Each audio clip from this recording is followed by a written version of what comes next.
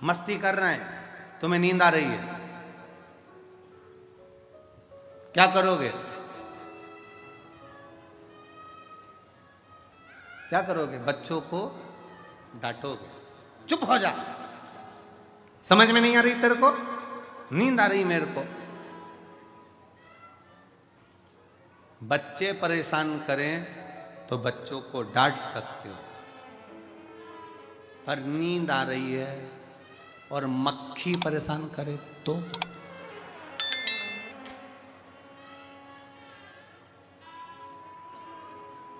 भरचक नींद में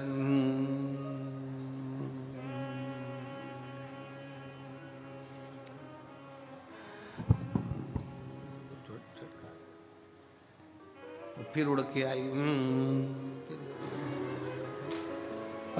सोचो, बच्चे परेशान करके करें तो डांट सकते हो, पर मक्खी परेशान करे तो डांटोगे? हट, एबली ना जाने कहां से आ गई, परेशान कर रही है, मक्खी को डांट सकते हो? नहीं। बस यही शिव पुराण कहती है, संसार परेशान करे ना तो उसको समझाया जा सकता है, पर ये मन जब परेशान करता है ना तो इसको समझाना बहुत कठिन हो जाता है। मन को साधना, मन को साध लो तो बहुत समझ लेना कि जीवन का सारा सुख अपने आप प्राप्त हो। मन सधे तो सधे, मन के साथ।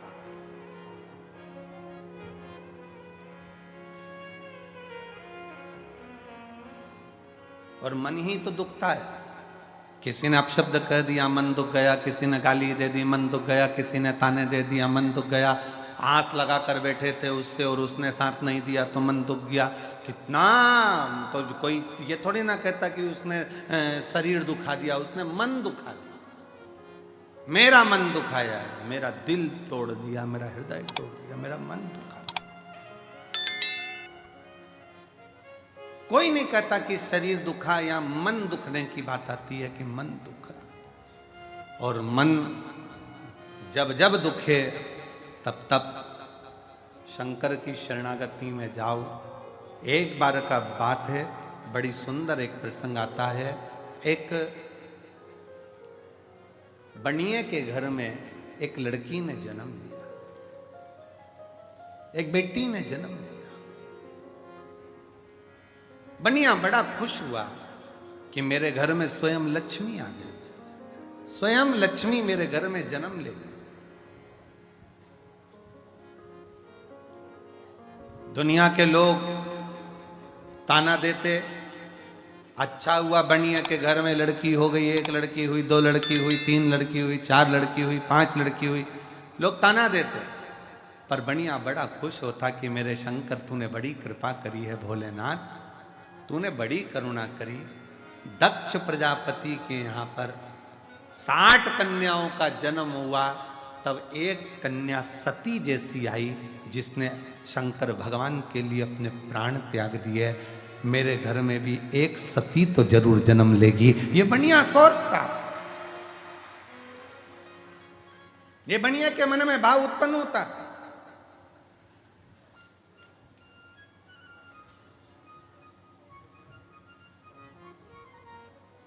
हुआ समय, बनिया की बेटी पुरुरुवा इतनी समझदार थी कि वो भगवान शंकर की भक्ति में दिन रात डूबी रहती थी, शिव की भक्ति। एक बार बनिया का पूरा पैसा किसी व्यापार में लग गया और व्यापारी ने वो पैसा नहीं दिया। बनिया रोता रहता। पुरुरुवा कहती बाबू से, बाबूजी क्यों रोते हो, पिताजी क्यों रोना, यहीं पृथ्वी पर आकर ही तो आपने कमाया था और पृथ्वी में आकर ही आपने कमा दिया, तो फिर रोना क्या।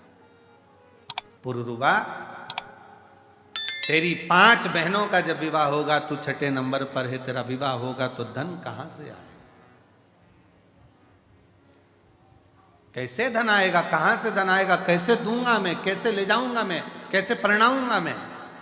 पुरुरुवा, हम जिस जगह पर बैठे हैं ना, हमारा नाम हमें बनिए से कहा जाता है तो धन भी ढेर लगता है बेटी को ब्याहने के लिए। पुरुरवा क्या सोचना, इसलिए दुख होता है, मेरा धन चले गया। पुरुरवा ने कहा पिताजी, जिसने मृत्यु लोक में जन्म दिया है, जिसने भूमंडल पर मृत्यु लोक में जन्म दिया है, भगवान शंकर ने हमको पृथ्वी पर भेजा है। अगर जन्म उसने दिया है तो पेट भरने की जवाबदारी भी उसकी है, तो विवाह करने की जवाबदारी भी उसी की है। जितनी जवाबदारी है सब शंकर की है। आप टेंशन क्यों लो, आप तो छोड़ दो शंकर भगवान के ऊपर कि मेरा आपकी कृपा से सब काम, बस आप शिव जी पर छोड़ो।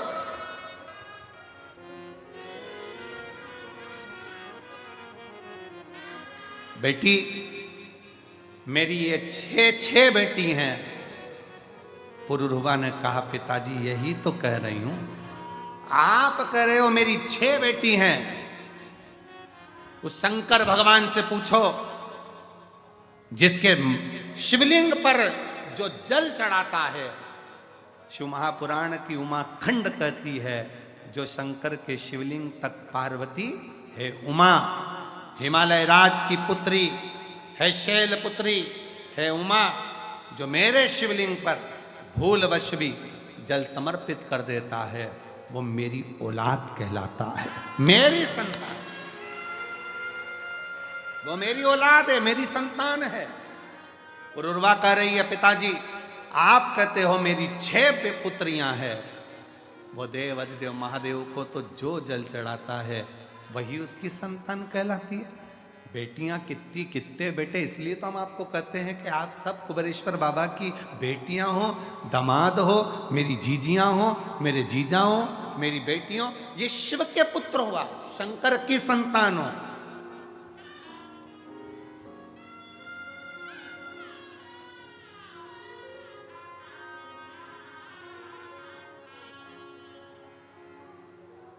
आप भगवान देवाधिदेव महादेव की संतान हो, आप भगवान शिव की औलाद हो। पुरुरवा ने कहा आप कहते हो कि मेरी 6 बेटियां हैं। पुरुरवा कहती है यही भ्रम है आपका कि आप अभी भी हमको अपनी बेटी कहते हो। पिताजी जिस दिन आपके मुख से निकलना चालू हो जाए कि मेरे शंकर की बेटी हो, आओ इधर, शिव की बेटी कह दो ना, शंकर की बेटी, शंकर की पुत्री। एक पत्र है देखिए,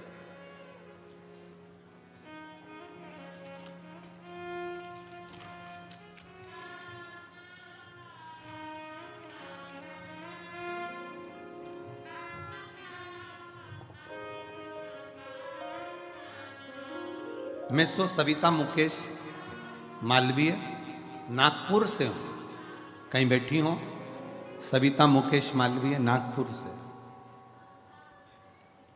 नागपुर से। मेरा मोबाइल नंबर ये है, गुरुदेव शादी के 5 साल तक इंतजार करा, आ जाओ बच्चे को लिया, 5 साल तक इंतजार करा शादी के, बच्चा होगा, 10 साल इंतजार करा, बच्चा होगा, 15 साल इंतजार करा, बच्चा होगा, 16 साल इंतजार करा, बच्चा होगा, 17 साल इंतजार करा, बच्चा होगा। पर सारे डॉक्टरों ने रिपोर्ट देखकर दोनों की जांच कर कह दिया कि संतान प्राप्ति नहीं होगी। आईवीएफ करवाया डॉक्टर से पूछकर, वो भी सफल नहीं हुआ। जब आईवीएफ भी सफल नहीं हुआ, निराशा हाथ लग गई, तब किसी ने कथा के बारे में बताया, मेरी मम्मी सासू जी ने बताया कि सियोर वाला महाराज कहते हैं कि कथा के पंडाल में कथा सुनने पर कुबेरेश्वर भंडारी 3 महीने में फल देता है। मैंने व मेरे पति ने नागपुर की कथा पंडाल में 5 दिवसीय कथा को सुना व पशुपति व्रत साथ में किया। मेरा तीसरा व्रत हुआ ही था कि मुझे खुशखबरी प्राप्त हो गई और 10 अगस्त को मेरे घर में 18 साल के बाद औलाद की प्राप्ति हो। ये हमको लगता है। उस बेटी ने एक लाइन लिखी मैंने कुबेरेश्वर बाबा से कह दिया था कि मैं आपकी बेटी हूं, हमारा संबंध हम उससे जोड़े तो, हमारी रिश्तेदारी हम उससे जोड़े तो।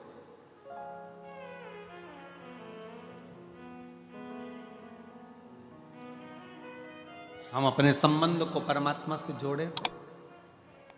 आप सबको लगता है ये दुकान मेरी है, ये घर मेरा है, परिवार मेरा है, नाते रिश्ते कुटुंब कबीला सब मेरा है। जिस दिन तुम्हारे मुख से निकलने लगेगा कि यह पूरा परिवार, ये पूरा घर, ये हमारा जितना भी वैभव है, ये सब शिव का है, सब का, सब शिव।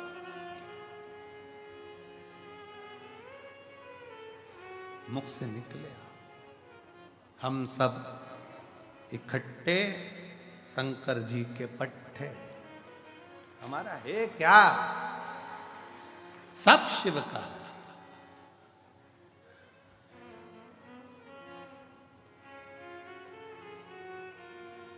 तेरी कृपा का क्या है भरोसा, कब किस पर हो जाए जरा सी हम पर कर दो, जरा सी हम पर कर दो। जीवन में भगवान से विनय करते रहो। पुरुरवा कह रही है ये मान लो कि तुम्हारी 6 बेटी नहीं, शिव की बेटियां हैं। जब हमारा घर परिवार कुटुंब नाते रिश्ते सब शिव से जुड़ जाएंगे तो फिर चिंता करने की जरूरत नहीं पड़ेगी। शिव से जुड़,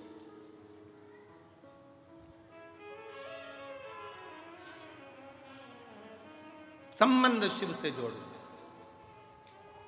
फिर निवेदन है, आप यहां से जाओ ना और कोई तुमसे पूछे कि कहां से आई है तो कह देना मायके से आई हूं, मेरे कुबेरेश्वर बाबा के घर से आई, वो मेरा मायका है।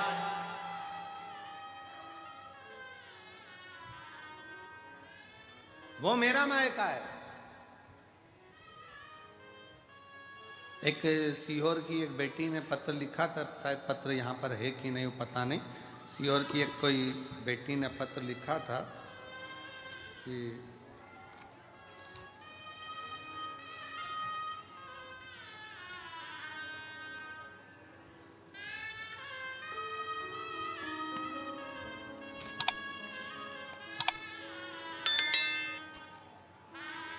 कोई इंग्लिशपुरे की मालवीय बेटी है, उसने पत्र में लिखा था, वो गुरुजी निवेदन है, हम इंग्लिशपुरे में रहते हैं, अगर वो बेटी होगी तो उसके स्मरण में होगा। सीहोर की बेटी है, इंग्लिशपुरे की, मालवीय है। यहाँ पत्र वो है, आ जाओ बेटी। उसमें वो लिखती है, गुरुजी ये रुद्राक्ष उत्सव पेपर के समय पर आता है, एग्जाम के टाइम पर।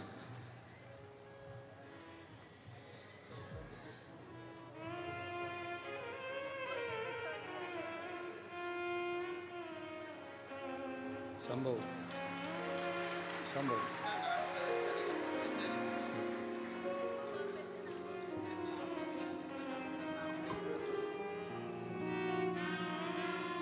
18 साल के बाद हुआ। एक बार जोरदार ताली बजाएं। बहुत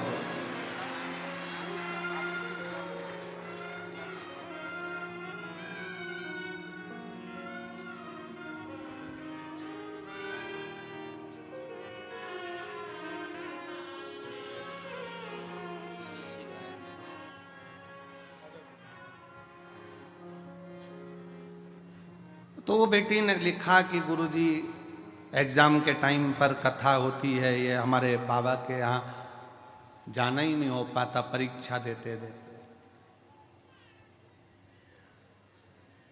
मैं उस बेटी से कहूँ, जरूरी नहीं कि परीक्षा के समय पर पढ़ाई बहुत जरूरी है, विद्याध्ययन बहुत जरूरी है, शिक्षा बहुत जरूरी है,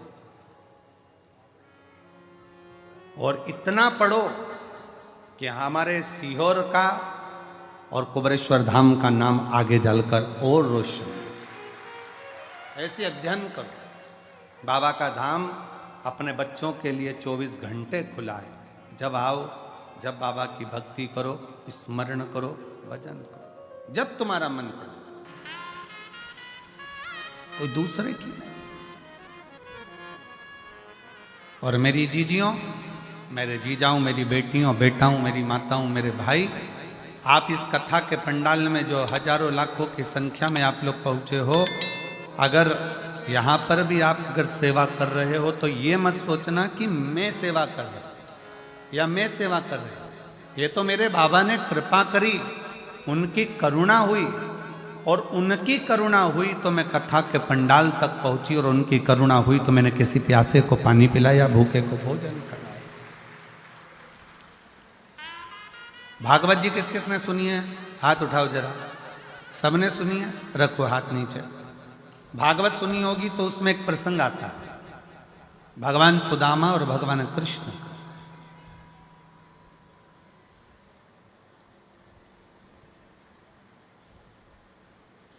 सुदामा जी की धर्म पत्नी सुदामा जी से रोज कहती है कि तुम कृष्ण के दरवाजे जाओ,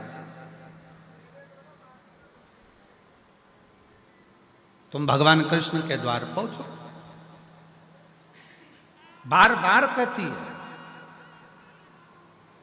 प्रतिदिन रोज हर बार कहती है कि कृष्ण के दरवाजे जाओ। पर सुदामा जी भगवान कृष्ण के दरवाजे जाते हैं क्या रोज? रोज कहती है सुशीला, सुदामा जी की धर्म पत्नी रोज कहती है, तो भी सुदामा जी भगवान कृष्ण के दरवाजे नहीं जाते।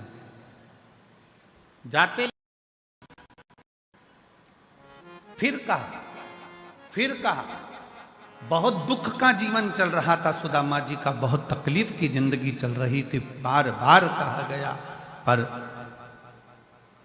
सुदामा जी भगवान कृष्ण के दरवाजे नहीं जाते। फिर एक दिन सुशीला ने, सुदामा जी की पत्नी ने कहा कि तुम रुको, मैं पड़ोसी के घर से कुछ लेकर आती हूं। पड़ोसी के घर से तंदूल मांग कर लाई, पल्लू में बांध कर सुदामा जी को दिया। सुदामा जी ने वो तंदूल, वो चावल अपनी बाजू में दबाया और दबाकर लेकर चले गए। ध्यान देना, सुदामा जी के पल्लू में पुण्यमय तंदूल आया तो सुदामा द्वारकाधीश के पास पहुंचे।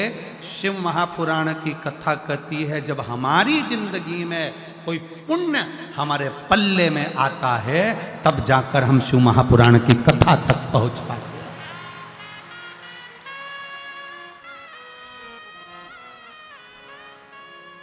यहाँ पर कई मेरी भटिंडा की जीजियां बैठी हुई हैं जिनके मन में बहुत दिन से मन में उमंग आ रहा था, भटिंडा में कथा होना चाहिए, पंजाब में कथा होना चाहिए। महाराज जी हरियाणा तक तो आते हैं, थोड़ी सी बाउंड्री पार करके यहाँ नहीं आ सकते। हमारे पंजाब में भी कथा होना चाहिए, हमारे पंजाब में भी कथा होना चाहिए। कितना कितना कोई पुण्य पल्ले में आया, पुण्य पल्ले में आया। हम पिछली बार जब कथा कर कर यहाँ से गए भटिंडा पंजाब से, तो हमने श्रीमती बबीता मेहता जी से, अमर सिंह जी की धर्म पत्नी जी से एक बात यहाँ से जाते समय हमने कहा माता जी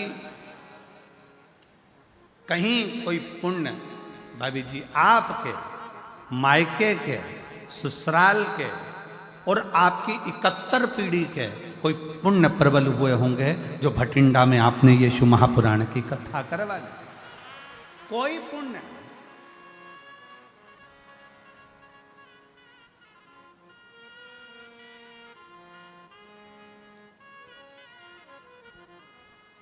और मैंने तेरे ही भरोसे बाबा, तेरे ही भरोसे हवा बिच उड़ती जावांगी बाबा, डोर हटो छड़ीला में कटी जावांगी, भोले में तेरी पतन, शंभो में तेरी पतन, हवा बिच उड़ती जावांगी बाबा, डोर हटो छड़ीला में कटी जावागी।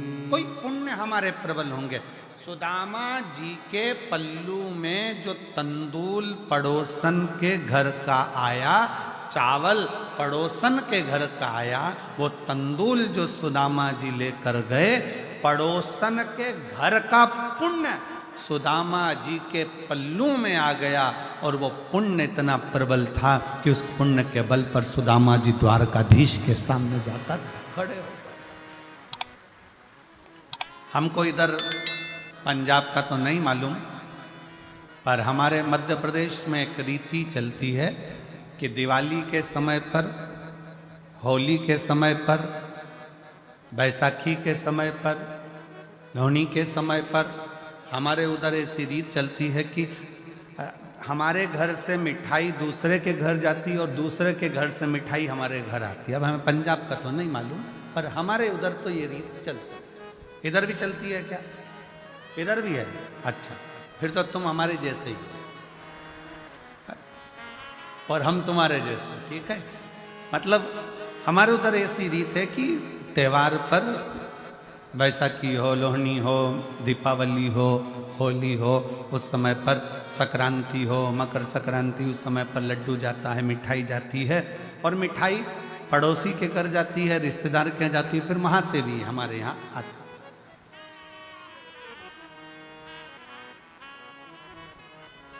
और जितनी अच्छी अपने घर की नहीं लगती, उतनी पड़ोसी के घर की लगती है।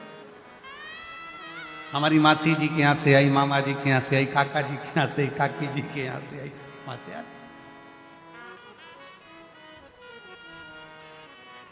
अच्छा, ऐसा प्रसंग नहीं है कि पड़ोसी के घर की ही मिठाई ठीक लगे, अपने घर भी अच्छी बनती, पर ऐसा लगता है कि वहां से आई है।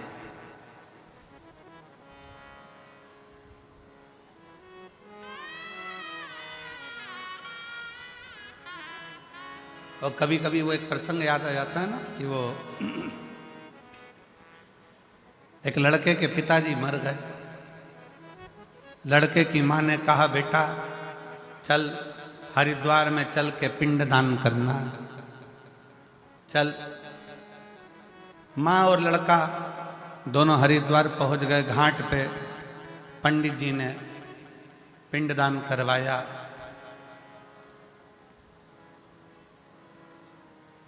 और पिंडदान करवाने के बाद वहां पर भोजन रखा। इतने में एक कौवा उड़ते उड़ते आया। लड़के ने अपनी माँ से कहा, माँ देखो, हमने सुना है कौवे के रूप में पितर आते हैं, आज मेरे पिताजी देखो कौवे के रूप में उड़कर आ रहे हैं।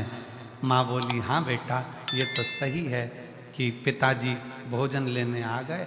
थोड़ी देर बाद वो कौवा वहाँ बैठा, बैठकर फिर उड़ा और पड़ोस में एक महिला पिंडदान कर रही थी अपने लड़के के साथ, वहाँ की पूड़ी उठाई चले गया। बेटा बोला, देखो माँ, कौवे ने पास में से पूड़ी उठा ली पर अपनी पूड़ी नहीं उठाई। इतने में माँ रोती रोती बोली, पक्के में तेरा ही बाप है, पक्के में तेरा ही बाप है। कभी उनको अपने घर का पसंद ही नहीं आया, जब भी खाया पड़ोसी के घर ही खाया। ये तेरा ही बाप है, ये निश्चित हो गया, ये पक्का हो।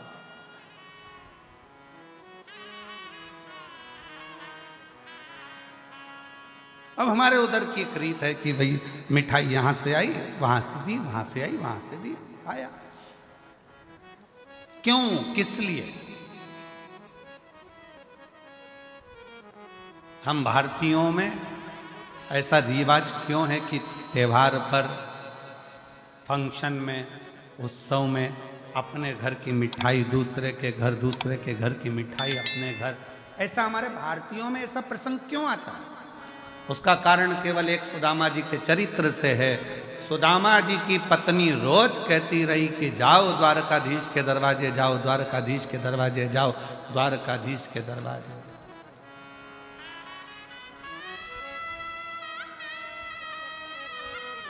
और सुदामा रोज विचार करते हैं कि जाऊंगा। अच्छा, सुदामा जी की पत्नी जैसी दुनिया में किसी की पत्नी भी नहीं हो सकती। कथाकारों भले सुदामा जी की पत्नी को थोड़ा सा गुस्सेल बताते हैं, क्रोधीला बताते हैं, पर शिव महापुराण की कथा कहती है सुदामा जी की पत्नी जैसी दुनिया में कोई पत्नी नहीं हो सकती, जो अपने पति से रोज कहती है जाओ द्वारकाधीश के दरवाजे जाओ, जाओ द्वारकानाथ के दरवाजे जाओ, जाओ द्वारकाधीश के दरवाजे जाओ। दुनिया में ऐसी पत्नी कम होती हैं जो अपने पति को रोज भगवान शंकर के मंदिर भेज दे। दुनिया में ऐसी पत्नी कम होती हैं जो रोज अपने पति को भगवान के दरवाजे पर भेज दे, सत्संग में भेज दे। सुबह से सुदामा जी की पत्नी उठती थी और रोज कहती थी द्वारकाधीश के पास जाओ, और एक आज की पत्नी सुबह से उठते से कहती है जाओ दूध की थैली लिया।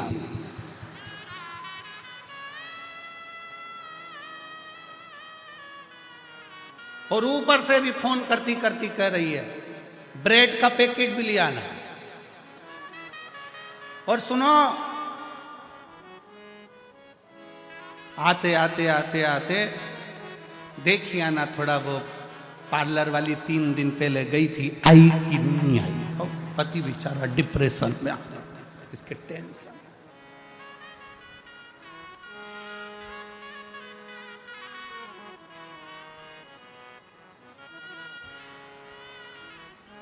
सुदामा जी की पत्नी रोज कहती है, पर सुदामा जाते नहीं है।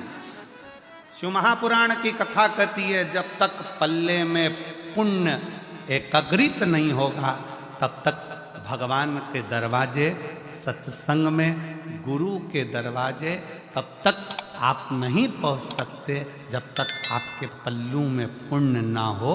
इसलिए हमारे भारतीयों में रीत है, पड़ोसी के घर से मिठाई आती है, हम पड़ोसी के घर मिठाई देते हैं कि हो सकता है हमने जितना भजन करा हो, हमने जितना पुण्य करा हो, उससे 4 गुना ज़्यादा भजन पुण्य किसी पड़ोसी ने करा होगा, तो उसका पुण्य हमारे खाते में आएगा और हम भी पार उतर जाएंगे। इसलिए उसकी रीत हमारे यहाँ आजमाई।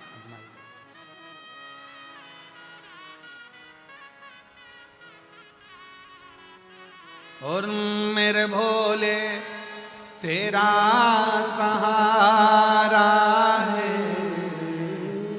मेरे भोले तेरा सहारा है, मेरी नैया का तू किनारा है, मेरी नैया का तू किनारा है, मेरे बाबा तुझे पुकारा है, मेरे बाबा तुझे पुकारा है, मेरी नैया का तू किनारा है, मेरी नैया का तू किनारा। हमारे पल्लू में अगर पुण्य है तो हम सत्संग में गए हैं, हमारे पल्लू में अगर पुण्य है तो हम गुरुद्वारे गए हैं, हमारे पल्लू में अगर पुण्य है तो हम शिव के द्वारे गए हैं, हमारे पल्लू में अगर पुण्य है तो हम माता रानी का दर्शन करने गए हैं, हमारे पल्लू में अगर पुण्य है तो हम भगवान का भजन कर रहे हैं। अगर पुण्य नहीं है तो हम भजन भी नहीं कर सकते।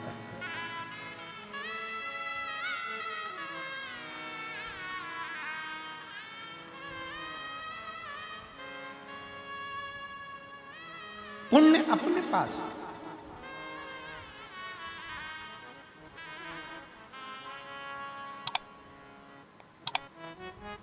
अब पुण्य कैसे कमाओगे? शिव महापुराण की कथा कहती है, हमने पहले भी कथा में कहा, ये कौन सा हाथ है? सीधा हाथ। ये कौन सा हाथ है? जम के बोलो, उल्टा। पुण्य का काम कैसे करते हो? जम के बोलो जरा, सीधे हाथ। एक दिन इस उल्टे हाथ को बड़ा बुरा लगा कि जो भी कुछ करे तो यही करे, हवन करे तो ये, दान करे तो ये, पुण्य करे तो ये, सत्कर्म करे तो ये, अपन तो बेकार में पैदा हुआ। इस उल्टे हाथ को थोड़ा सा बुरा लगा। एक बहू अगर सब काम करे तो दूसरी बहू को तो बुरा लगता ही कि बताओ, सास एक ही एक को पूछ रही है, सास एक ही एक को काम बता रही है, हम तो बुरे, हमारा क्या काम। इस हाथ को बड़ा बुरा लगा कि मैं काय के लिए पैदा हुआ, क्या काम का मैं, जब सीधा ही सीधा हाथ सब काम करे, हवन करे, पूजन करे, अर्चना करे, दान करे, भोजन करे, सब कुछ करे, सीधे हाथ से ही करे, ये उल्टा तो किसी काम का नहीं है। एक दिन ये उल्टा हाथ एक गुरु के पास पहुंच गया और गुरु जी से कहा, गुरुदेव भगवान ने मुझे पैदा ही क्यों करा, मैं किसी काम का ही नहीं हूँ, सारा पुण्य तो इसके खाते में जा रहा है, मैं करूं तो करूं क्या। इतने में गुरु ने कहा, चिंता मत कर, तेरा नाम उल्टा हाथ है, मतलब तू किसी काम का नहीं है, फिर भी अगर तू एक काम कर, जो सीधा हाथ काम करे ना, तो तू इसको टच कर लिया कर, टच करेगा तो वो पुण्य के साथ तुझे भी थोड़ा थोड़ा पुण्य मिलना प्रारंभ हो जाएगा और तेरा कृतार्थ, तेरा कल्याण हो जाए। ये आप सब लोग क्या कर रहे हैं?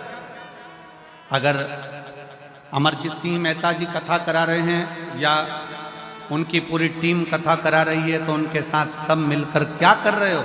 थोड़ा थोड़ा टच कर कर, भैया कराओ, भैया होन दो, भैया हम भी करेंगे सेवा, भैया हम भी करेंगे, ये सब एक दूसरे को टच करा तो वो कहते हैं ना कि डीपी से कनेक्शन चला और डीपी से कनेक्शन चलते चलते चलते चलते सारे बल्ब जल गए। उसी तरह आपकी भी जिंदगी का उजाला आपने स्वयं कर लिया,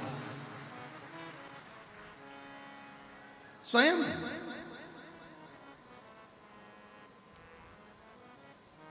भगवान शंकर की अविरल भक्ति, भगवान शिव की अविरल भक्ति का फल आपको प्राप्त, शिव तत्व आपको प्राप्त। और शंभु शरणे मांगू घड़ी रे दुख काटो दया करीने दर्शन आपो। अगर हम बहुत बड़ा आयोजन नहीं कर सकते, हम बहुत बड़ा कार्य नहीं कर सकते, हम बहुत बड़ा उत्सव नहीं कर सकते, तो जो बड़ा उत्सव, बड़ा कार्य अपने नगर में, अपने शहर में कोई सत्कर्म हो रहा हो, कोई सेवा का काम हो रहा हो, तो अपन नहीं कर सकते तो कम से कम जाकर खड़े होकर इस शरीर के द्वारा थोड़ा सा भी स्पर्श कर लेंगे तो उससे भी अपन पार उतर सकते हैं, पार लग सकते हैं।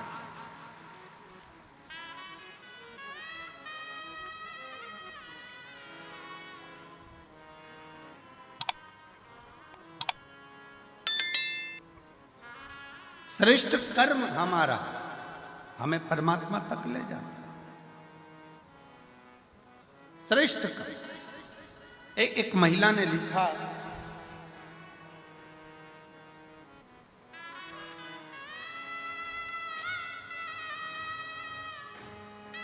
मैं बबीता काम्बोज सहारनपुर, सहारनपुर कहाँ पर है? यही है आसपास है, यूपी सहारनपुर। सहारनपुर की रहने वाली हूँ, कहीं बैठी हो आप ही हैं, आ जाओ बेलपत्र लेकर जाना, आ जाओ। मैं सहारनपुर की रहने वाली हूँ, बबीता कंबोज। मेरा मोबाइल नंबर ये है। गुरुदेव, मैं वर्णन करना चाहती हूँ, जब पहला कोविड आया था 19 का, तब मेरे पति को कोविड हुआ और उनकी दोनों आंखें चली गई, दोनों आंखों से दिखना बंद हो गया। डॉक्टरों ने जांच करी, जांच करने पर डॉक्टर ने कह दिया कि वो कोविड के कारण इनकी आंखों की नली सूख गई है, उसके कारण इनकी आंखों की रोशनी मुश्किल है कि एक जगह पर दिखाया, मन नहीं माना। तब हम फिर चंडीगढ़ ले गए। चंडीगढ़ में पीजीआई में दिखाया, गुड़गांव में दिखाया, हरिद्वार में दिखाया, दिल्ली में दिखाया, ऐसे जगह जगह पर हम हमारे पति को लेकर गए, पर डॉक्टरों ने मना कर दिया कि इनकी आंख जो कोविड का असर हुआ है उसके कारणवश इनके दोनों नेत्र की नसें सूख चुकी है, ये रोशनी अब आएगी। किसी ने चेन्नई का कहा, वहां दिखाया, पर रोशनी आंखों की नहीं है। अब आखिरी में हम हार गए। तब किससे कहें? हमारी एक परिचित ने कहा कि टीवी पर कथा आती है, 1 बजे वो सियोर वाला महाराज कथा कहता है, शिव पुराण चलती है, तुम्हारे पति को भी सुनाओ, तुम भी सुनो। हमने कथा सुनना प्रारंभ करा और कथा सुनते सुनते हमने शिवजी पर जल चढ़ाना प्रारंभ करा। जल चढ़ाया हुआ अपने पति की आंखों पर लगा देते, बेलपत्री खिला देते। तब अपनी पड़ोसन से कहा कि तुम, पति तो नहीं जा सकता, क्या तुम मेरे साथ सीहोर चलोगी? हम हमारी पड़ोसन के कहने पर उसके साथ सीहोर गए। वहाँ से कंकर शंकर की पूजन करी, रुद्राक्ष लिया और वहाँ से रुद्राक्ष लेकर आए। तांबे के कलश में रुद्राक्ष को गलाते, शिव जी पर चढ़ा देते, शंकर का चढ़ा जल अपने पति को पिला भी देते, आंखों में लगा भी देते।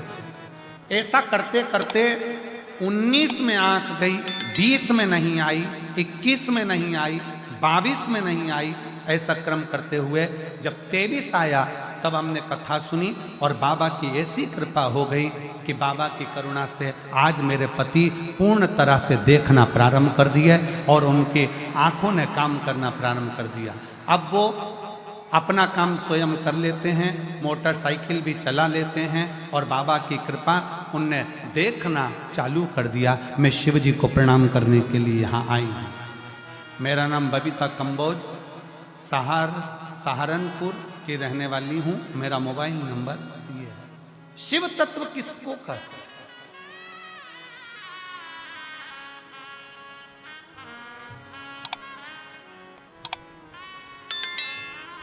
शंकर की भक्ति किसको कहते हैं? शिव की उदारता किसको कहते हैं? कुछ नहीं बने ना। कोई अच्छा काम कर रहा है, कोई यज्ञ कर रहा है, कोई अनुष्ठान कर रहा है, कोई पूजन कर रहा है, कोई अर्चना कर रहा है, कोई सेवा कर रहा है। अपन नहीं कर सकते इतना बड़ा आयोजन, अपन नहीं कर सकते कोई अच्छा काम, तो उसके लग कर भैया हम हैं, हम संभाल लेंगे। कोई काम ना दीजिए तो खाली पानी की बोतल हम उठा लेंगे, हम कचरा उठा लेंगे, पर हमें सेवा करना।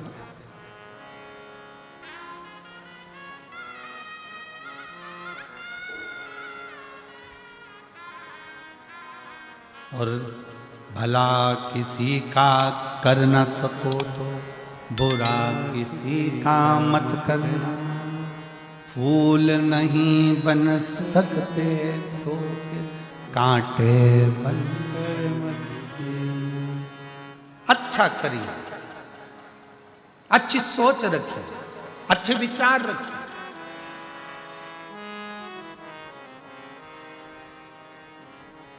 और जब अच्छी सोच के साथ जब हम आगे बढ़ेंगे, अच्छे विचार के साथ हम आगे बढ़ेंगे, तो शिव क्यों ना हो?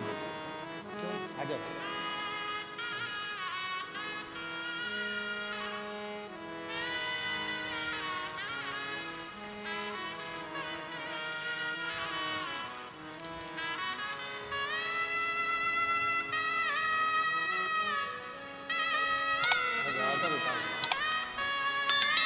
रोते नहीं, अब तो आंख के आ गई बाबा की कृपा है ना। रोना, आंसू पहले पोछो, आंसू पोछो पहले।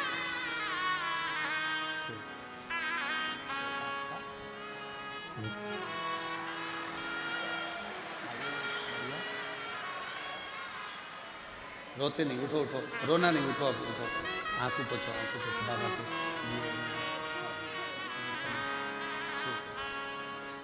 पति की आंखें पहले कोविड में चली गई, देखना बंद कर दिया, नेत्र नहीं।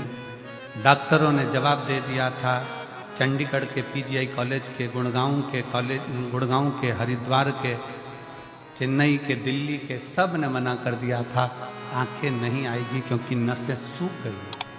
पर अरे तेरा ही दिया मैंने खाया पिया है, तेरा शुक्रिया है, तेरा शुक्रिया है। अब वो मोटरसाइकिल भी चलाते हैं, अपना काम भी करते हैं और दुकान भी संभाल लेते हैं। अब उनको पूरा दिखना प्रारंभ हो गया। ये शिव है।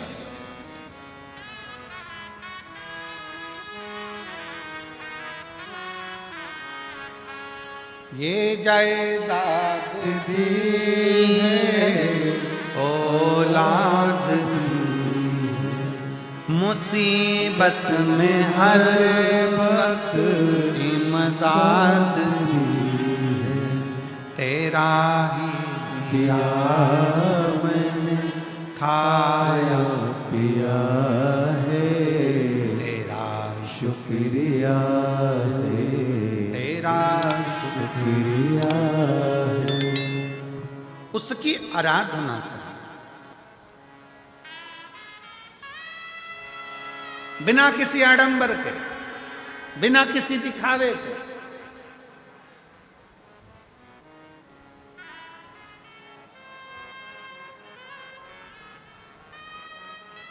केवल एक विश्वास, एक भरोसा, एक विश्वास, एक भरोसा, और उस विश्वास और भरोसे के बल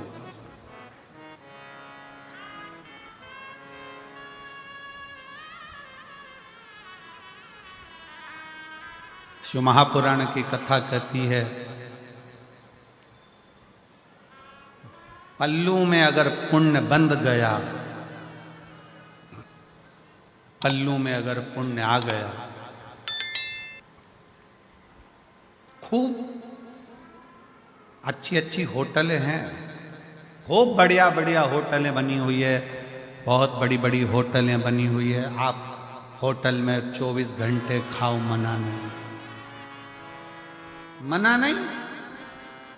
पर यदि अपने नगर में, अपने क्षेत्र में तुम कहीं बाहर गए हो और राह में तुम्हारी जेब में अगर पैसा है तो तुम अच्छी अच्छी होटल में खा सकते हो, पर एक बात याद रखना, पैसा अगर जेब में है तो होटल तक पहुंचोगे, और अगर पुण्य तुम्हारी जेब में है तो तुम गुरुद्वारे तक, शिव के मंदिर तक, शंकर की चौक तक।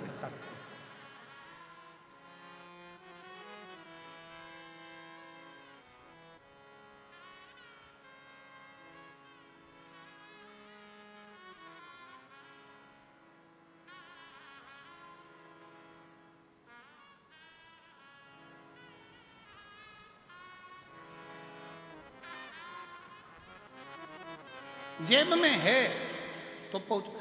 एक बार की बात है, लगभग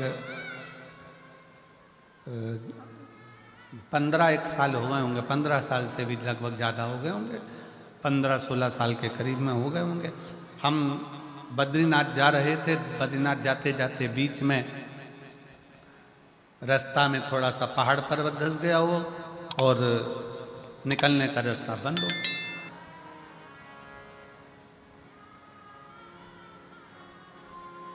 वहीं पंजाब के 2 बेटे, पंजाब के 2 लड़के और मोटरसाइकिल से वो हेमकुंड साहिब जा रहे थे।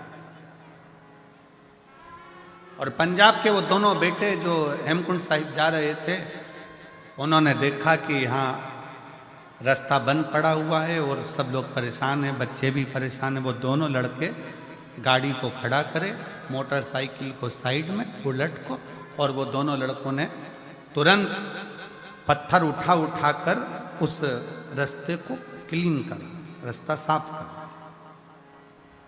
जब रास्ता साफ हो गया तब हम नीचे उतरकर उन दोनों बेटों के पास में गए और हमने उन दोनों बच्चों से कहा, हमने कहा कि भाई तुम्हारी मोटरसाइकिल पर, बुलेट पर तो इतने सारे कपड़े भी नहीं है, इतना सारा सामान भी नहीं है, फिर आप इतने ठंड में ऊपर जा रहे हो हेमकुंड साहिब के लिए, तो कैसे जाओगे? तो कहा महाराज जी वहां सारी व्यवस्था है, सब व्यवस्था।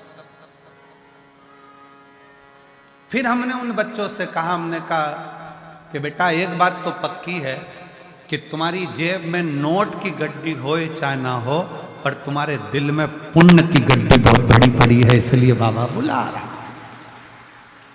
जब पुण्य प्रबल होता है तब जाकर कोई सतमार्ग तक पहुंचता है। पुण्य प्रबल होता है तब कोई अच्छा काम कर पाता है। पुण्य प्रबल होता है तब कोई भूखे को भोजन करा पाता है। पुण्य प्रबल होता है तब किसी के घर में अतिथि मेहमान आते हैं। पुण्य प्रबल होता है तब किसी के दरवाजे पर कोई भूखा पहुंचता है। और अगर पाप प्रबल होते हैं तो दुनिया के लोग दूर हटते चले जाते हैं, केवल दारू कुट्टे पास में आते चले जाते हैं। केवल नशा, चाहे वो मदिरा का हो, जुए का हो, व्यसन का हो, स्त्री का हो, किसी भी तरह का नशेला व्यक्ति तुम्हारे से जुड़ते चले जा रहा है और भगवान दूर हटते चले जा रहे हैं। पहले मन करता था जाकर अरदास करने पहुंच जाते थे, पहले मन करता था तो मंदिर तक पहुंच जाते थे, पहले मन करता था गुरुद्वारे तक पहुंच जाते थे, पहले मन करता था तीर्थ तक पहुंच जाते थे। अब भगवान ने धन भी दे दिया, गाड़ी भी दे दी, ड्राइवर भी दे दिया, सत्ता भी दे दी, वैभव भी दे दिया, और भगवान के दरवाजे तक पहुंच नहीं पा रहे हो। समझ लेना कि धन तो बढ़ गया पर पुण्य खत्म होता चले गया, इसलिए परमात्मा दूर हटता चला गया। आप जितने बैठे हो अपने दिल पर हाथ रखकर बताना, पहले परिस्थिति डाउन थी, थोड़ा परिस्थिति बेकार थी, तब तीर्थ भी बहुत जाते थे, लोग तुम्हारे यहाँ आते भी बहुत थे, मिलने वाले भी बहुत आते थे, रिश्तेदार भी बहुत आते थे। कोई अच्छा काम होता था तो वो सब तुम्हारे यहाँ हो जाता था, पूजन, सत्यनारायण कथा, हवन, यज्ञ, क्यारी, माता की चौकी, जोत आदि आदि सब हो जाता था, वाणी जी हो जाती थी, जो कुछ करना चाहते थे वो सब तुम्हारे घर पर होता था। अब जैसे जैसे घर बड़ा हुआ, महल बड़ा हुआ, गाड़ियाँ बढ़ी, मोहल्ले में सब कुछ तुम्हारी अटारी हवेली सब बन गई, और धीरे धीरे अब पुण्य का काम कम होता चला जा रहा है। समझ लेना कि हमारा पुण्य समाप्त हो गया, इसलिए हमसे भगवान की पूजन पाठ आराधना संगत भी दूर होती चली जा रही। क्यों हो रही है? वो नजदीक आना चाहिए।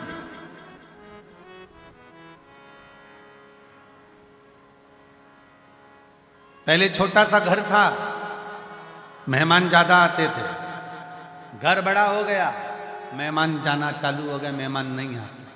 कारण क्या है? घर तो बड़ा हो गया पर दिल बड़ा करना भूल गए, मन बड़ा करना भूल गए।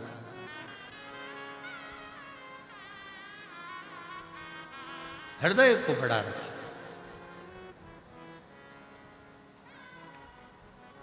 मन को बड़ा रखिए, दिल को बड़ा रखिए। और जब हृदय बड़ा हो, एक पत्र है देखिए बड़ा सुंदर,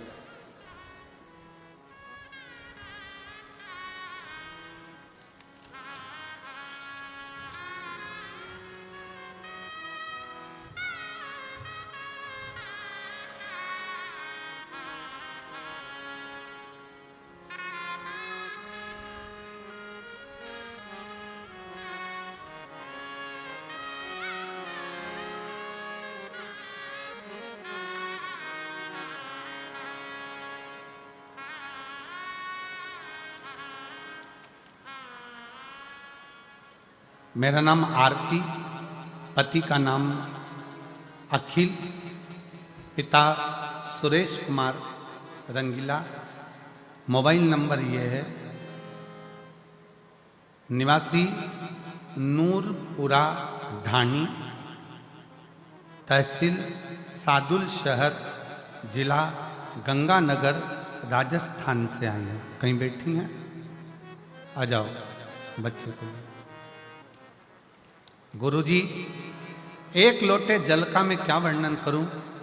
मेरी पहली शादी को 7 साल हो गए थे, संतान नहीं थी, तो मेरे बच्चे नहीं हुए, इस कारण मुझे आड़ा टेढ़ा कह कहकर मेरे पति ने और मेरे ससुराल वालों ने मेरा तलाक करा दिया। क्यों? क्योंकि डॉक्टर के हिसाब से मुझे कह दिया गया कि मैं मां नहीं बन सकती, संतान नहीं हो सकता। गुरुदेव, मेरा तलाक हो गया। फिर बाबा से प्रार्थना करी मेरी दूसरी शादी हो गई। दूसरी शादी होने के बाद गुरुजी फिर 6 महीना, 8 महीना, 1 साल, 1.5 साल, 2 साल निकलते गए, पर संतान का सुख नहीं। आखिरी में वापिस जो मेरा दूसरा विवाह हुआ तो पति को कई लोग कहने लगे कि छोड़ दे इसको। इसके पहले पति ने भी इसको इसलिए छोड़ा क्योंकि इसको औलाद नहीं हुई, तू भी छोड़ दे। तब डॉक्टरों को दिखाया, डॉक्टरों ने तो मना करा, पर आखिरी में उसी हॉस्पिटल में एक दरवाजे पर एक प्यून खड़ा था। उस प्यून के कहने पर मैंने शंकर को मंदिर में जाना प्रारंभ करा, 1 लोटा जल चढ़ाना प्रारंभ करा, और आस्था चैनल पर जो कथा आ रही थी उस कथा को सुनना प्रारंभ करा। फिर मैं 2024 में भटिंडा पंजाब की कथा सुनने के लिए आ गई। बाबा को झोली पसार कर पंडाल में से कहकर गई, बाबा कहीं मेरा दूसरा तलाक भी ना हो जाए, मुझे औलाद देने की जवाबदारी तेरी है। तब बाबा की कृपा से 5 महीना भी पूर्ण नहीं हुआ और शिव की कृपा से मेरा गर्भ ठहर गया और बाबा की कृपा से मुझे संतान की प्राप्ति हुई। मैं बाबा को यहाँ प्रणाम करने के लिए आई हूँ। गुरुदेव, 4 दिसंबर को मेरे घर में संतान की प्राप्ति हुई है। मैं शिव को नमन करने के लिए। शिव, एक लाइन अच्छी लिखी है, बाबा ना जाने कितनी बेटियों का भाग्य इस शिव महापुराण ने लिख दिया, नहीं तो कई बेटियां तो रोती ही रहेगी। रोती।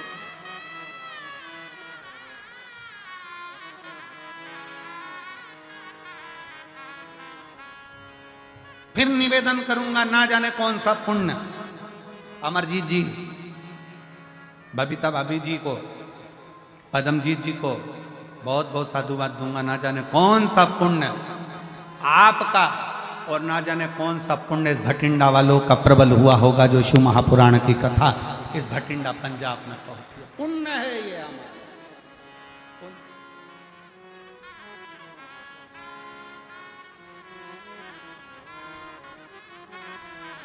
उस पुण्य की प्रबल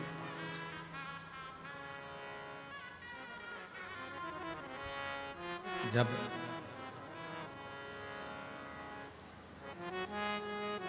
भीतर का हम परमात्मा और हमारे बीच में आएगा तो वो अहम हमें परमात्मा से दूर करता जाएगा। अहम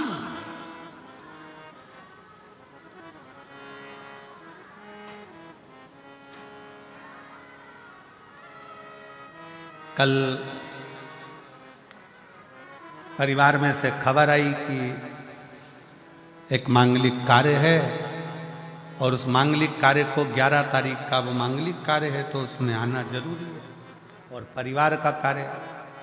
तो हमने अमरजीत जी से कहा कि भैया आशीष को खबर करी कि ये मैसेज अमरजीत जी को दे दो कि कथा जो 7 दिन की है वो कथा 5 दिन में पूर्ण करेंगे और कथा जो 12 तारीख को पूर्ण होना थी वो 10 तारीख को हम पूर्ण करके 10 तारीख को हमें निकलना पड़ेगा। 11 तारीख और 12 तारीख का 2 दिन का परिवार में कार्य है और बहुत जरूरी है उसमें जाना।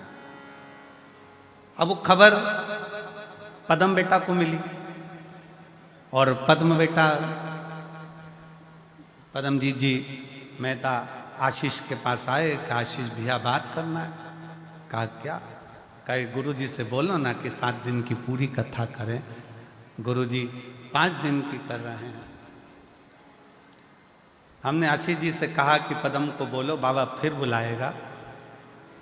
जो 5 दिन अगर मिले हैं ना तो ये 5 दिन भी अपनी झोली इतनी भर लो कि अगले वर्ष फिर बाबा कृपा कर दे। इतनी कृपा। ये 5 दिन भी अगर मिले हैं तो जीवन के वो लक्ष्य बनाकर वो आनंद बनाकर सुनो। और मेरा फिर भटिंडा वासियों से निवेदन है, आज कथा का दूसरा दिन हो गया, 3 दिन की कथा और है आपके पास में। ऐसा झोली पसार कर सुनना कि मेरे बाबा अगली बार हमें इतना देना कि हम भी शिव महापुराण की कथा इस भटिंडा शहर में करा सकते। ऐसी कृपा, श्रवण करो दिल से। पुण्य प्रबल होता है तब कहीं भगवान शंकर की कथा, कहीं गुरु की वाणी, कहीं संत की वाणी अपने जीवन में आती है, अपने जीवन। इसलिए निवेदन है, भटिंडा में जो लोग कथा श्रवण करने आ रहे हैं पंजाब में, वो ध्यान रखेंगे कि कथा 6 तारीख से चालू हुई है, वो 10 तारीख को विराम होगी। और आखिरी दिन की जो कथा है वो समय आप लोगों को तो हमेशा मालूम ही है। कौन सा समय रहता है? सुबह 8 बजे से 11 बजे तक समय रहता है। 11 बजे कथा विराम होकर मेरा बाबा आपकी झोलियां भरकर यहाँ से विदा लेकर चले जाते। पुण्य के ये 5 दिन हैं, सुनो, धारण करो और अपने जीवन में उतारो।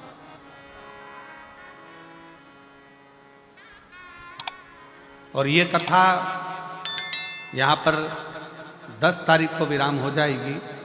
फिर कथा, अगली कथा की जो जानकारी है, कई लोग कहे अगली कथा की जानकारी, तो 21 तारीख से 27 मार्च तक, 21 मार्च से 27 मार्च तक जसपुर छत्तीसगढ़ की पावन धरा पर 1 बजे से 4 बजे तक जसपुर छत्तीसगढ़ में शिव महापुराण की कथा 7 दिवसीय होगी। जसपुर वाले, छत्तीसगढ़ वाले को बहुत बहुत बधाई हो।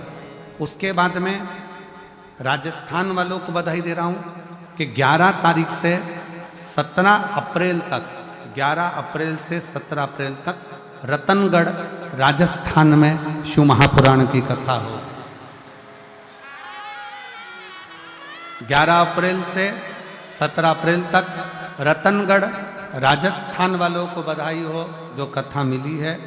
और बिहार वालों को भी बधाई दूंगा जिनको कथा 21 अप्रैल से 27 अप्रैल तक सिंहेश्वर बिहार में कथा होगी। उसके लिए बिहार वासियों को बहुत बहुत बधाई हो, बिहार के रहवासियों को बधाई हो।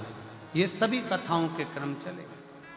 शिव तत्व है, उसको धारण 5 दिन है भटिंडा के पास में। इसको दिल से, आनंद से, जितनी सेवा से, जितने भजन से, जितनी भक्ति से श्रवण कर सकते हो और जितने प्रेम से बाबा को पुकार सकते हो पुकार।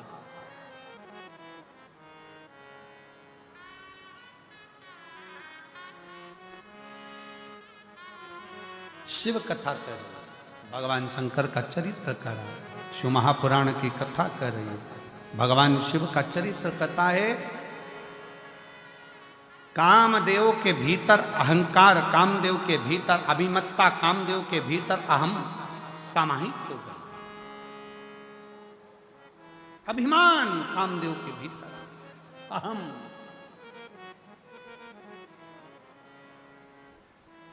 और जब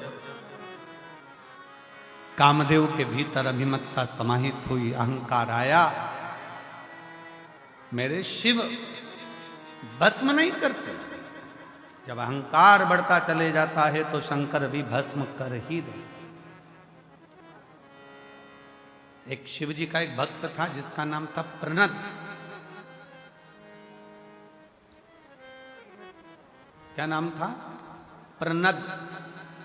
शिव जी का परम भगत था। क्या करता था वो कि कभी भी जिंदगी में उसने अन्न को ग्रहण नहीं किया, अन्न खाता ही नहीं, पानी पीता, पेड़ों की पत्तियां तोड़कर भगवान का श्रृंगार करता और उसी पत्ती का सेवन करता।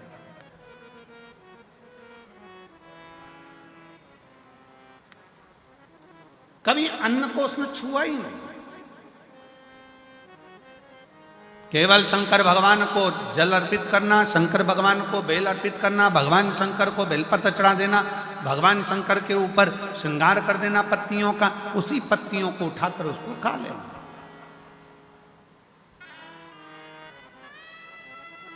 समय निकलता गया। एक दिन प्रणत पत्तियां तोड़ रहा था और डाली पे से नीचे गिरा। नीचे गिरते से हाथ उसका कट गया। कटा तो उसमें से रक्त गिरने की जगह उसमें से पत्तियों का रस टपक रहा, पत्तियों का रस टपक रहा।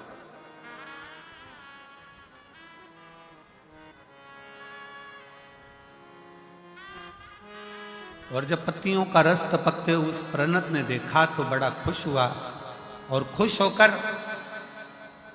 आज चिल्ला चिल्ला कर कहने लगा कि मैंने अन्न को छोड़ा था, केवल पत्तियों का सेवन करा था, इसलिए मेरे शरीर में अब रक्त बचा ही नहीं।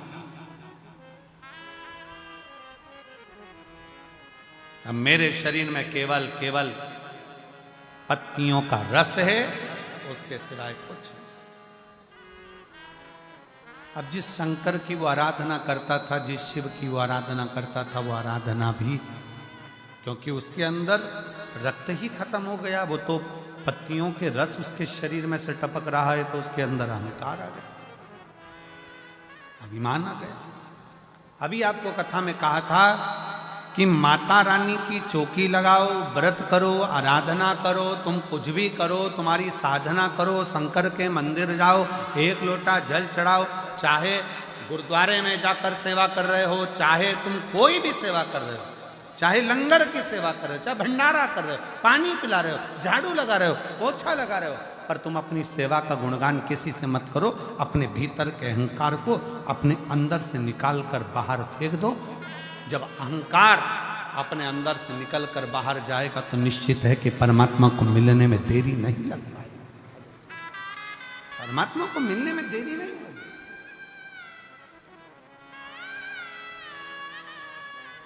परमात्मा फिर मिलता जरूर है।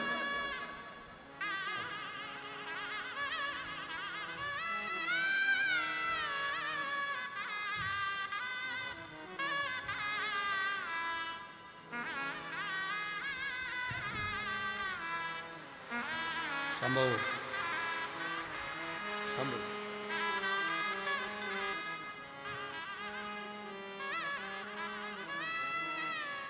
जोरदार ताली बजाकर साधु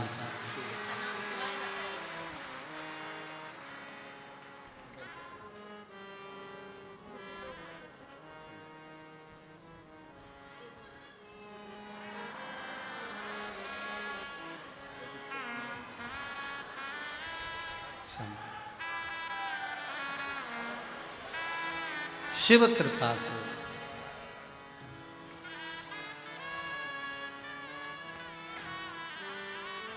आरती, पति का नाम अखिल, नूरपुरा ढाणी, सादुल शहर तहसील, गंगानगर, राजस्थान की है। बेटी ने लिखा है 7 साल तक जब मुझे संतान नहीं हुई तो पति ने मुझे तलाक दे दिया परिवार वालों के कहने पर। दूसरी शादी हुई, संतान का सुख नहीं आया, तब हताश हो गई। लगा इनको भी दोस्तों ने कहना चालू करा कि छोड़ दे, तब मेरे पति ने मेरा साथ दिया और हमने भटिंडा की कथा को श्रवण किया और शिव जी से प्रार्थना करी। बाबा की कृपा से मुझे संतान की प्राप्ति हुई। शिव शिव है,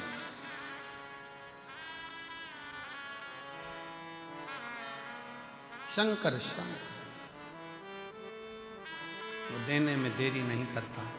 विश्वास प्रबल रखिए, भरोसा प्रबल रखिए, और सबसे मूल है आपका विश्वास। प्रणत भीतर से अहंकार उत्पन्न कर लिया। प्रणत के अंदर अभिमान आ गया कि मैं सब कुछ कर सकता।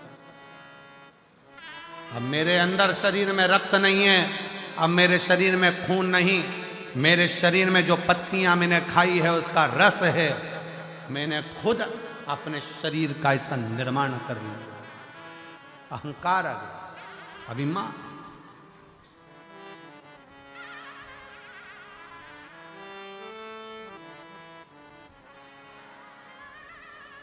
और फिर निवेदन है कि मत बुरे कर्म कर बंदे, वरना पछताएगा। भगवान की आंखों से तू बच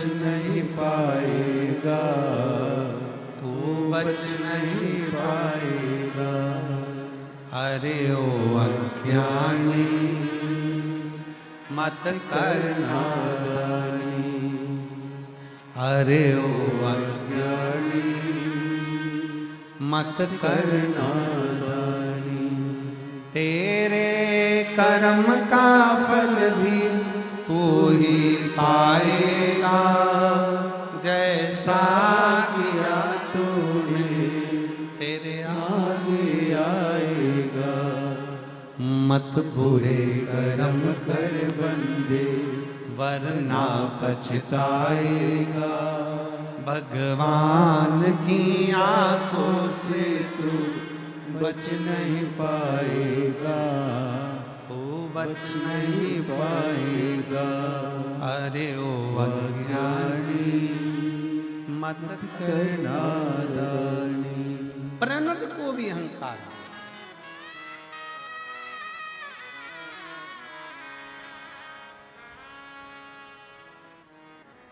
जो भगवान की भक्ति करने वाले हैं,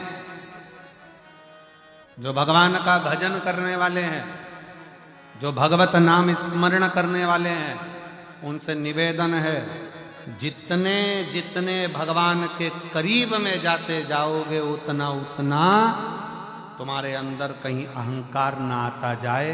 शिव महापुराण की कथा कहती है, रावण ने शिव की भक्ति करी और उसके अंदर थोड़ा थोड़ा अहंकार प्रकट हो गया था। भगवान के नजदीक में जो जाता चले जाता है, उसको लगने लगता है कि मैं सब कुछ कर सकता, सब कुछ, और उसको ये अंदाजा नहीं लगता। बैलगाड़ी चलती है, बैलगाड़ी के नीचे जो कुत्ता चलता है ना, देखी कि नहीं देखी बैलगाड़ी? अरे बोलो तो जम के, देखी ना सबने? बैलगाड़ी के नीचे जो कुत्ता चलता है, तो कुत्ता ये सोचता है कि बैलगाड़ी में चला रहा, पर कुत्ते को कौन समझाए कि बैलगाड़ी तू नहीं चला रहा, बैलगाड़ी बैल चला। वो तो कुत्ता पीछे रह जाता है, बैलगाड़ी आगे निकल जाती है, तब कुत्ते को समझ में आता है कि बैलगाड़ी तो बैल चला रहा है, मैं तो उसके नीचे चल रहा। उसी तरह दुनिया के लोगों को लगता है कि मैंने करा, मैंने करा, मैंने करा, मैं कर रहा हूं, मैं कर रहा हूं। जिस समय पर काम बिगड़ता है और कोई नहीं आता, तब उस परमात्मा, उस रब के भरोसे पर काम सफल होता है, तब समझ में आता है कि वो कर रहा है, हम तो निमित्त, हम केवल निमित्त हैं।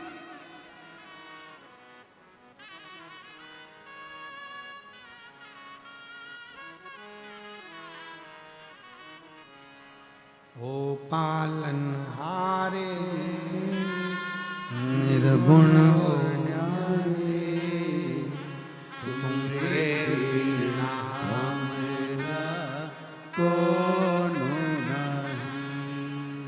हमारी उलझन सुलझाओ भगवन, तुमरे बिना हमरा कौन नहीं।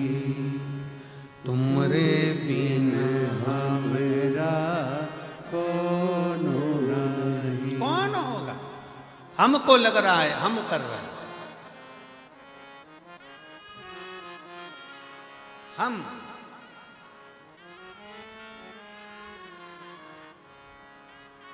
एक दिन एक सेठ जी ने कहा अपने परिवार वालों को देखकर, मेरे परिवार के लोग मुझे कितना प्यार करते हैं। ऐसे कई बैठे हैं जो कहते हैं मेरा पोता, मेरी पोती, मेरी पत्नी, मेरा बेटा, मेरी बहू, मेरा घर, मेरी पत्नी।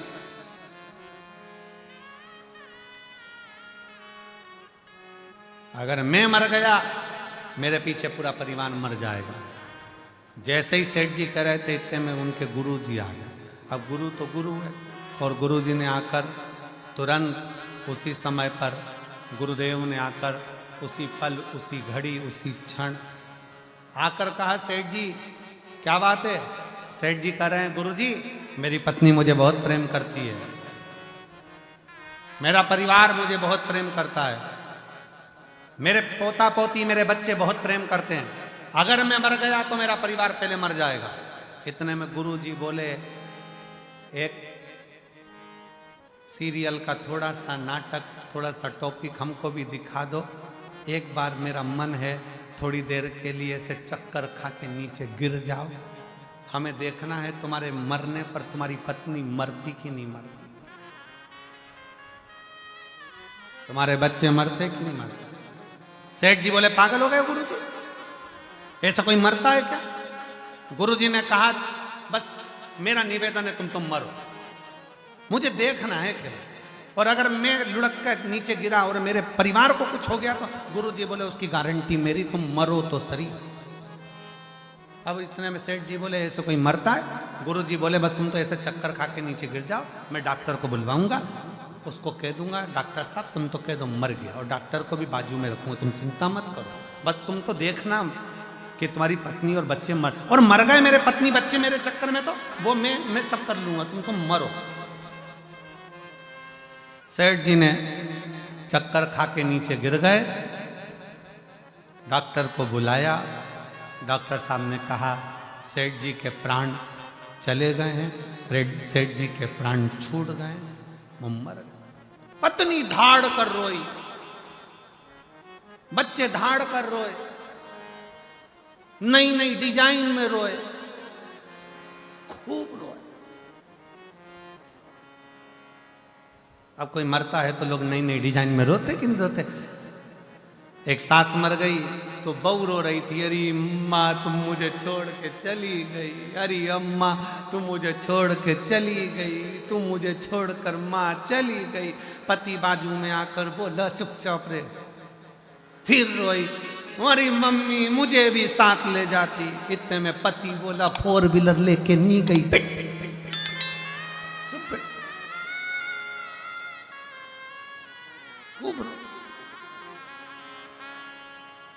अब पत्नी रोई खूब चिल्ला चिल्ला कर। गुरुजी ने पूछा क्या हो गया? पत्नी बोली, सेठ जी मुझे छोड़कर चले गए, गुरुजी मुझे छोड़कर चले गए, मुझसे बोलते तो सरी, मेरा क्या होगा सेठ जी चले गए। इतने में गुरुजी बोले, चिंता मत कर, मेरे पास में एक पुड़िया रखी है, ले, इस पुड़िया में एक भभूति है, वो भभूति तू खाएगी, तू खाएगी, मर जाएगी, पति जिंदा हो जाएगा। इतने में पत्नी रोती रोती बोली, वो तो कह रहे थे अब तुझे ही संभालना, तुझे।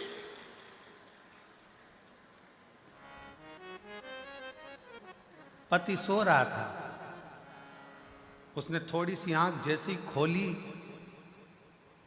मन में सोचा मैंने तो ऐसा कभी नहीं बोला। उठने ही वाला था, इतने में गुरुजी ने चिमटा खोल दिया, पड़े रहे, पड़े। थोड़ी देर बाद बेटा रोया। गुरुजी ने पूछा क्यों रो रहा है? पिताजी चले, पिताजी। ये भी नहीं बताया कि किससे कितना लेना था। बाप को लग रहा है मर गया, वो नहीं दिख रहा, लेनदारी की पड़ गई। तू क्यों रो रहा है? पिताजी ने तो कहे ये ले बूटी, तू खा ले, तू खाएगा तू मर जाएगा, तेरा बाप तेरा पिता जिंदा हो जाएगा। इतने में बेटा रोते रोते बोला, पिताजी कह रहे थे बेटा सारी दुकान अब तुझे ही देखना है, इनको शांति से जान दो, पिताजी को जान। बाप गुस्से में लाल हो गया, पिता गुस्से में लाल। छोटा सा पोता रो रहा था, तू क्यों रो रहा है? मेरे दादाजी चले गए, दादाजी चले गए। गुरुजी ने कहा ले ये पुड़िया तू खा, तू खाएगा तू मर जाएगा, दादाजी जिंदा हो जाएंगे। इतने में छोटा सा पोता गुरुजी के पास गोदी में आके बैठ गया। ओ गुरुजी तुम खा जाओ ना, तुम खाओगे दादाजी जिंदा हो जाएंगे, तुम मुंह पर।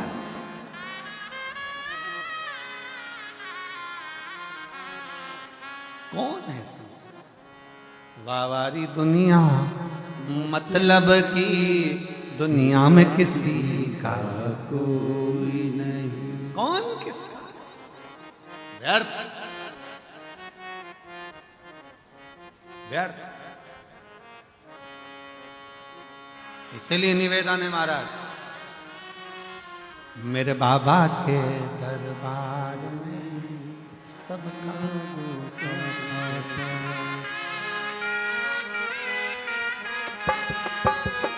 सबका खाता है यहाँ पर सबका खाता है सबका खाता है यहाँ पर सबका खाता है ओ सबका खाता है यहाँ पर सबका खाता है सबका खाता है यहाँ पर सबका खाता है शिव लहरी के दरबार में सबका खाता है शिव लहरी के दरबार में सबका खाता है भोले बाबा के दरबार में सबका खाता है भोले बाबा के दरबार में सबका खाता है शंभो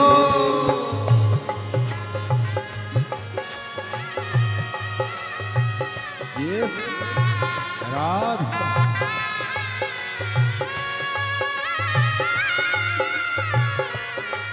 राधा